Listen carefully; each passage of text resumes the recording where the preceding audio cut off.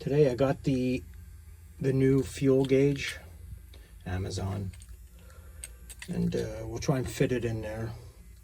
So I'm not sure. They sent me a sending unit.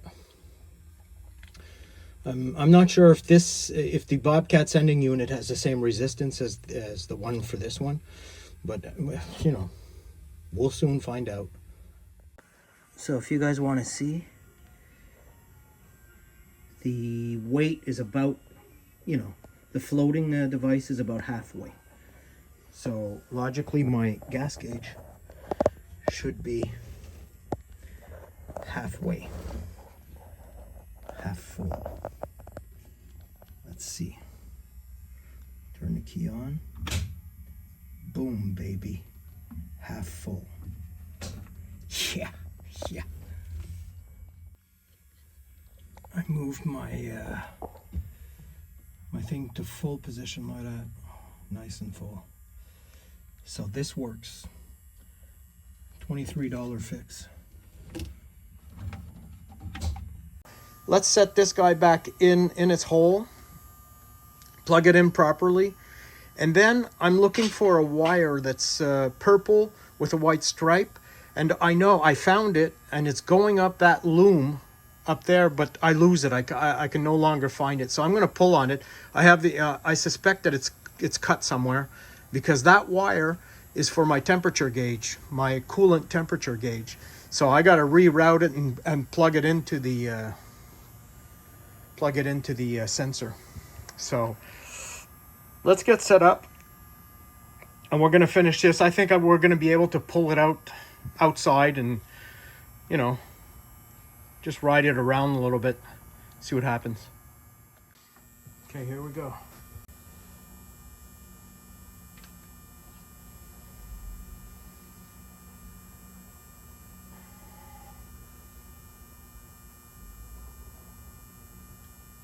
Yeah, I'm gonna have to make another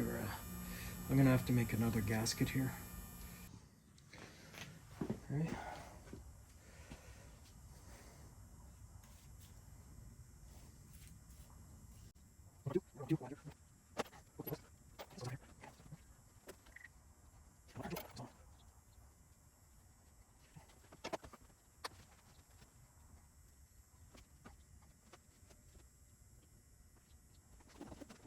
When my dad died, he died in 2012. And on his person, he had this, and he had this.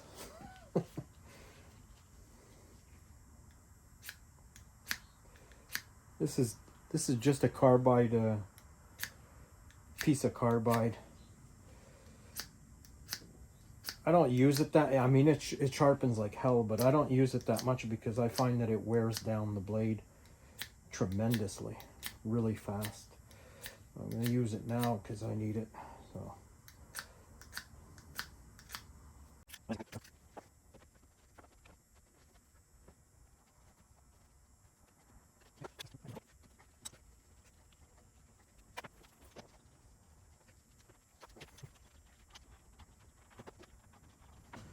Okay. It's not the most elegant thing, but hey, it'll do.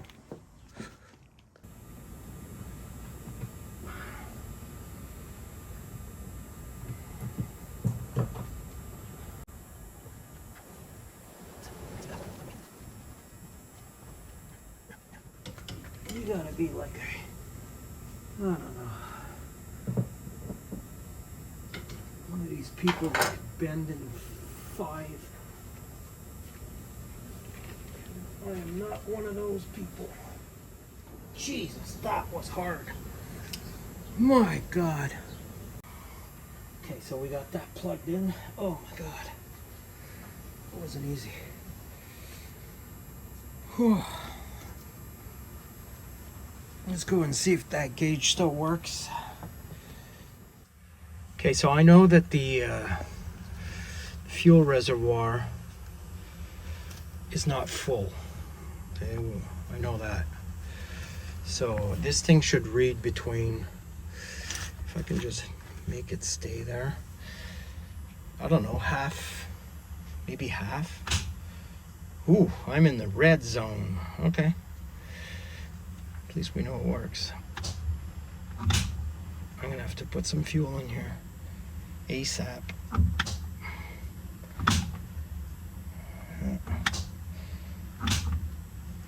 Okay. So here's how it's gonna go down. I have to take this whole surface here and cut it out with the Dremel, because those holes don't match up the the same holes as the one from Amazon. So I have no choice. I just got to cut that back plate off completely. So I'm gonna have to just do it and bring you back and show you the result of that, because there's no way I can't get a camera in here. But I'll show you once I'm finished. See what I mean? So I had to cut it out because these 3 holes were not lining up with the holes on the Amazon purchase. So that's not too shabby. What do you guys think?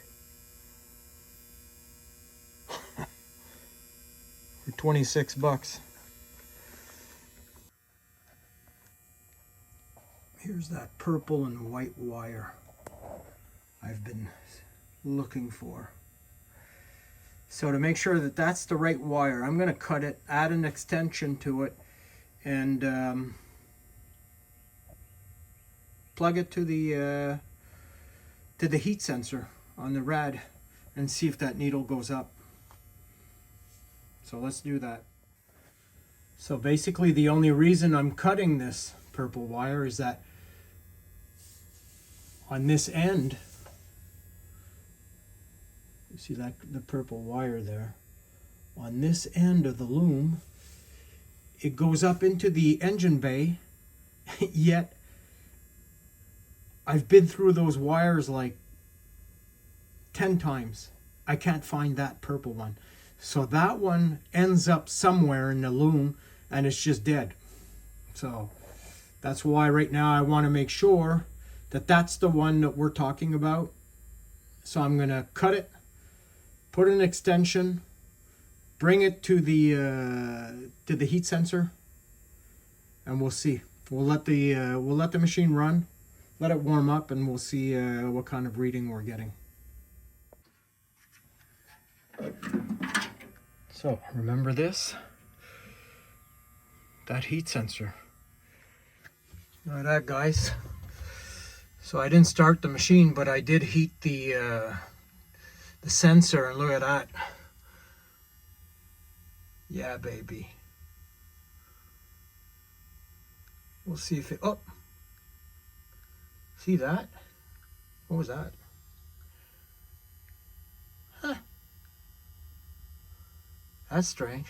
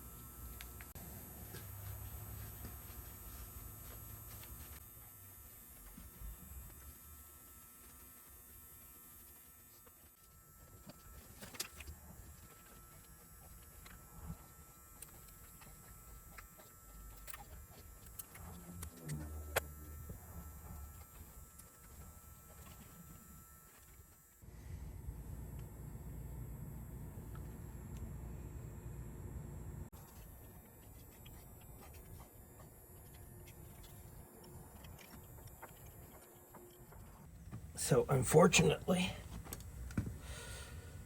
I could not find tubing like this. No one has it. It's either a little bit too big or it's too short. So I have no choice.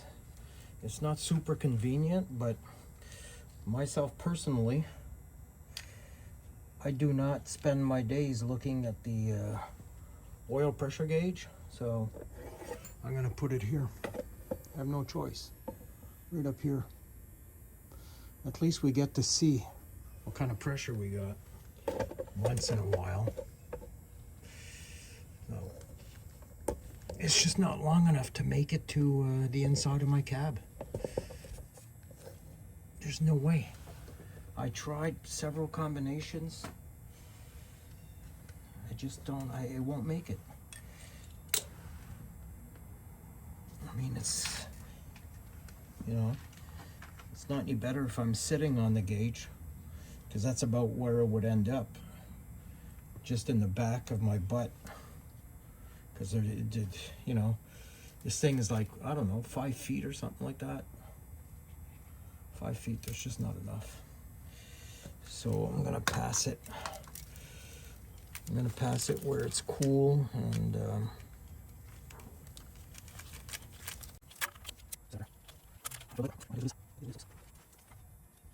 you know, the government wants us to buy locally.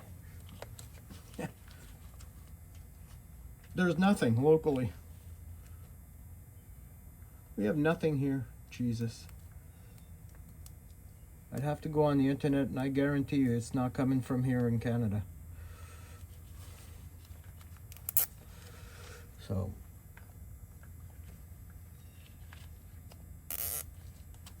we deal with what we got.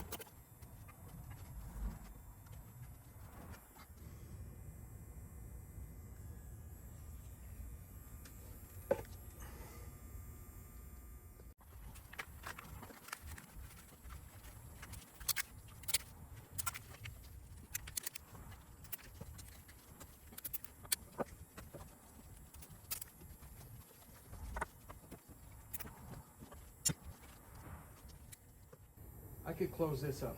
The only thing I have left is the 2 lights. These lights, what I'm going to do is I'm just going to plug them in.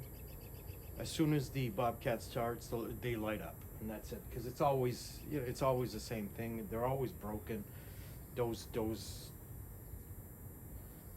limit switches are always broken. So I'll just put them in there, turn them on. As soon as it turns on, I'm going to do a reverse signal.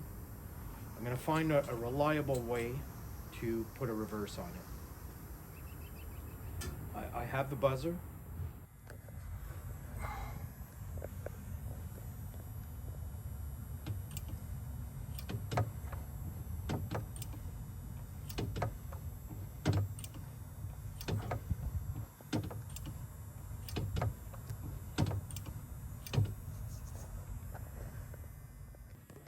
So what I did here is I'm not saying that this is how it should be. I've done this way only to accommodate my use. That's it. So basically, when I will plug these in series, this one, and this one in series for reverse. So as soon as I reverse both arms, my backup signal is my buzzer is gonna turn on. And when I let go of the arms, my brake lights are going to go on. That's it. That's all that I want. That's all that I need. Okay, so here's what I've done. This wire here, this is the juice. Okay, juice comes in here. All right, when this switch is activated, it'll come out this wire, go and feed the other side. It'll go and feed the other side, right? And that, the other side, is the lights. When it's activated. Hold on a minute there. Yeah, when it's activated, it will be the buzzer, the backup buzzer. And then, when I let go of the arms, where the machine is stopped, then the juice, I don't know, you have a hard time seeing that. The juice, which is on here, the switch, power is going to go right through the switch. No longer sending power here to the other one.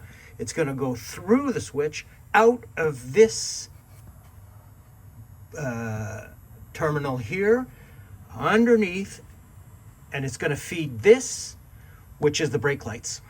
So when I'm in neutral, my brake lights are on. As soon as I touch the reverse, my brake lights turn off and the buzzer turns on. Yeah, that's pretty cool. Even if I'm moving forward, my brake lights are on. I mean, they're just lights. They're just backlights. I mean, I have no brakes on this anyway, so that's it. So when he's moving around, the backlights are always on. And when he backs up, they turn off.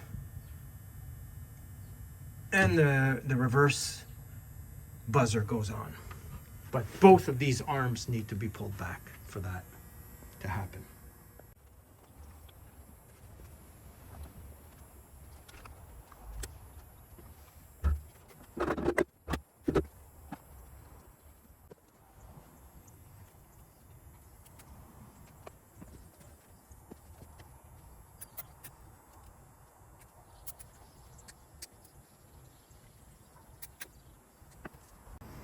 That is it. So we got those brake lights. Not really brake lights, but just working lights. We have a backup signal. This is all clean here. We can close the door, close the cab. Yeah, I'm going to have to change the oils, the filters. That's not a problem. Our temperature sensor probe thing came in. So that should be good. It's not a switch. It's actually a sensor this time. So we'll be trying that out. I'm going to put some more water in there and we're going to start her up.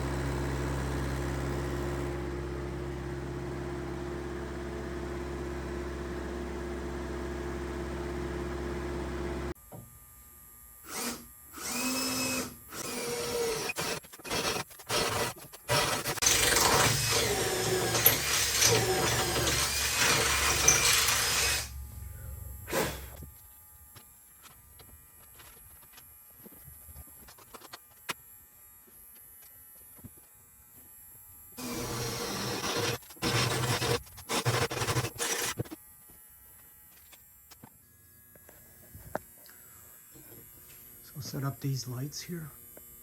These are the better, I took the most expensive ones. I put it on the, I don't know if any of you have seen my Yanmar B3U, but I put these lights on that Yanmar, and they are beautiful. They light up the world. They're really, really good lights. They're a little on the pricey side, but they're well made. They're super bright. Look at that. Very nice lights. Very durable and heavy duty.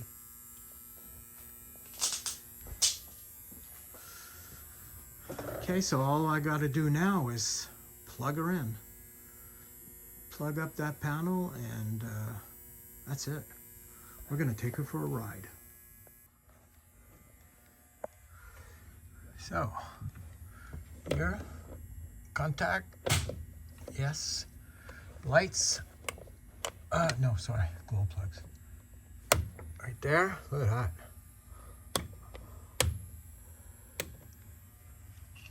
All these gauges and clusters, beautiful.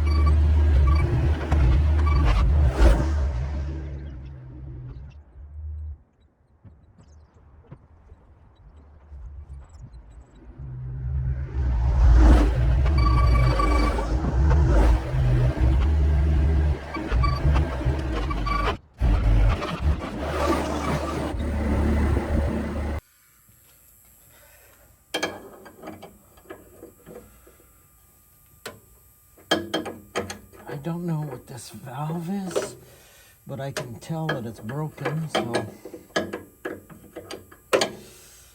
I'd like to remove it.